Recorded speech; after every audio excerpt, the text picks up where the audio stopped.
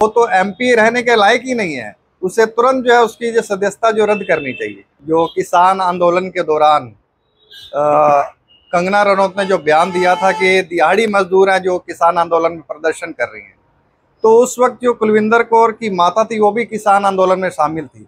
तो उसकी भावनाएं, जो उसका दर्द था, उस समय उजागर हो गया जब उसने अपने सामने कंगना रनौत को देखा। तो वो अपने में काबू नहीं पा सकी और उसने जो है कंगना रनौत को थप्पड़ जड़ दिया।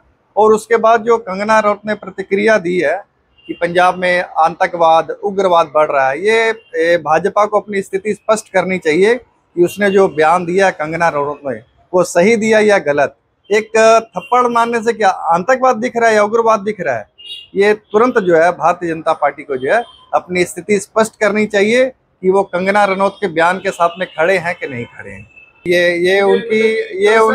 ये उनकी अपनी भावना है, वो अपने विचार वो व्यक्त कर रही है। गुस्से में आके उसने बहुत बड़ी बात कर दी है, लेकिन उसको अपना पश्चाताप करना चाहिए, उसे अपनी गलती माननी चाहिए। एक पूरे स्टेट को जो उसने उग्रवाद और आतंकवाद के बात में कह दी कि इस पे काबू करना चाहिए, यह बहुत ही गलत बयानबाजी है, बहुत ही बेहुदा बयान है। उसको जो ये बयान जो है कंगना रनौत को वापस लेना चाहिए, नहीं तो भारतीय जनता पार्टी को अपनी स्थिति जो है स्पष्ट करनी चाहिए उसके बयान पर। कर रही है, वो तो एमपी रहने के लायक ही नहीं है। उसे तुरंत जो है उसकी जो सदस्यता जो रद्द करनी चाहिए। उसको इस तरह की बयानबाजी के एमपी रहते हुए बयानबाजी है, बहुत बड़ा दायित्व है उसके ऊपर में। ये संसद में जाकर बैठेगी, नई नई सांसद बनी है, उसको उसकी गरिमा बनाए रखनी चाहिए। एक देश को जोड़ने का काम करना चाहिए, ना कि तोड़ने का काम करना चाहिए।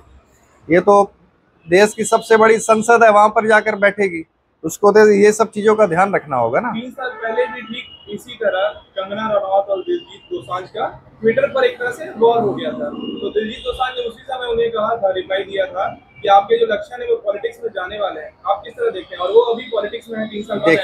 देखिए वो तो उसका एक प्लानिंग थी, उसको प्री प्लान, उस हिसाब से अपने आप को हाईलाइट करने के लिए इस तरह की बयानबाजी कर रही थी कि वो बयानबाजी गलत करे, उसका सबका ध्यान जो उसकी तरफ जाए, ताकि जो पॉलिटिकल स्पेस में आकर जो है अपना जो एक तो एमपी बनने का जो उसका प्लानिंग थी, वो अपना प्लानिंग के तहत उसने काम किया अपना। ऐसा क्यों हो रहा है कि पंजाब के खिलाफ या सिखों के खिलाफ कोई भी बयान देता है, कल वो उसको किसी न किसी तरह वो हाईलाइट हो जाता है, भले वो उसको या फिर किसी राजनीतिक पार्टी से टिकट मिल जाए या और किसी तरह का। देखो, आप शुरू से आप देखोगे, अपने आप को आगे करने के लिए किसी का विरोध करना पड़ता, किसी के खिलाफ बोलोगे तभी ना वो मीडिया में हाईलाइट होंगे।